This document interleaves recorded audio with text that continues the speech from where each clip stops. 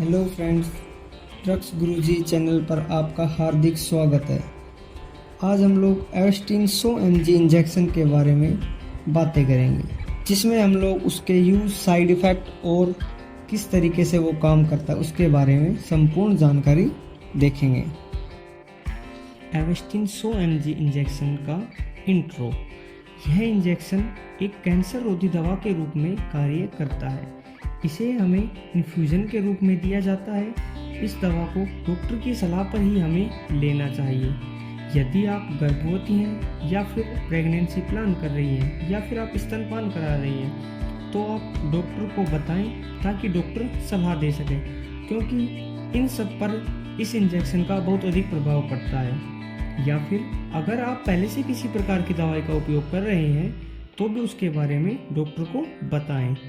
और यह इंजेक्शन जो होता है वो बहुत अधिक कॉस्टली भी आता है।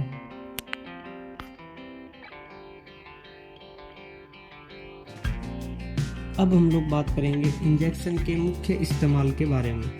इंजेक्शन का सबसे पहले कोलन और मलद्वार के कैंसर में उपयोग किया जाता है।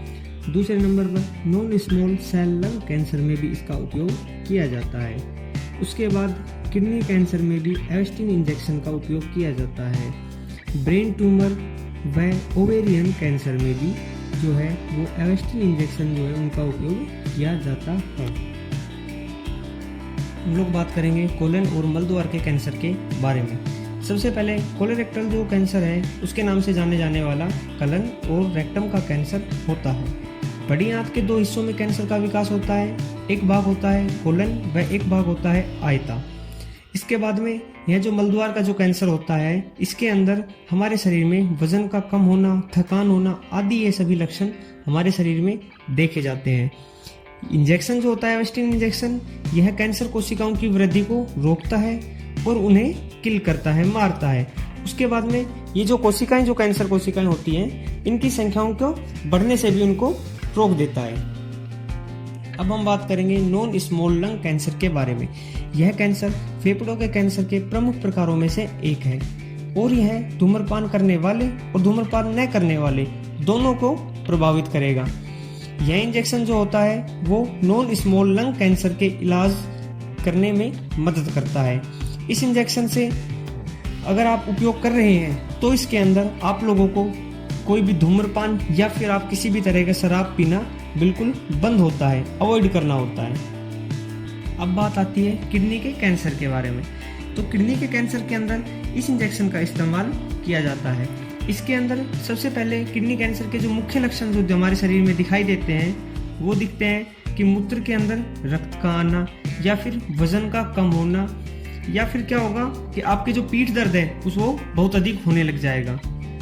इसके अंदर जब हम इंजेक्शन का उपयोग करते हैं तो कैंसर कोशिकाओं के गुणन को रोक देता है और अन्य जो अप्रभावित अंग हैं उनमें भी कैंसर की जो प्रगति है उसको क्या कर देता है, प्रतिबंधित कर देता है।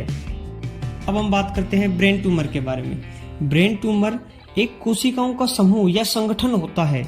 यह कैंसर कारक व गैर कैंसर कारक हो सकता है। जरूरी नहीं है कि अगर ब्रेन ट्यूमर है तो उसके अंदर जो कोशिका का समूह है वो या तो कैंसर ही हो या फिर न भी हो सकता है। इसमें दोनों कंडीशन पाई जाती है। इसके अंदर अगर कैंसर पाई जाती है तो इंजेक्शन का उपयोग किया जाता है। यह इंजेक्शन कैंसर कोशिकाओं को मारने में और उनको बढ़ने से रोकता है। ओवेरियन कैंसर, यह कैंसर मुख्यतः महिलाओं के अंडाशयों में देखा जाता है। इस प्रकार के कैंसर का पता आपको बहुत देर से लगता है, इसलिए जो यह कैंसर जो है वो बहुत घातक भी होता है। यह आमतौर पर पेल्विस और पेट में फैलता है। इसके अंदर दो कंडीशन होती है, या तो आपके पेट में फैलेगा या फिर पेल्विस में फैलेगा। ओवेरियन कैंसर के अंदर आपको जब इंजेक्शन लगाया जाता है तो वो इंजेक्शन कैंसर कोशिकाओं को बढ़ने से रोक देता है और उनकी जो संख्या जो है उनको कम करता है। अगर आप किसी भी इंजेक्शन या किसी भी दवाई का उपयोग करते हैं तो उसके लाभ या उसकी हानि दोनों होते हैं। तो हम लोग बात करते हैं एवेस्टिन इंजेक्शन के साइड इफेक्ट्स के बारे में।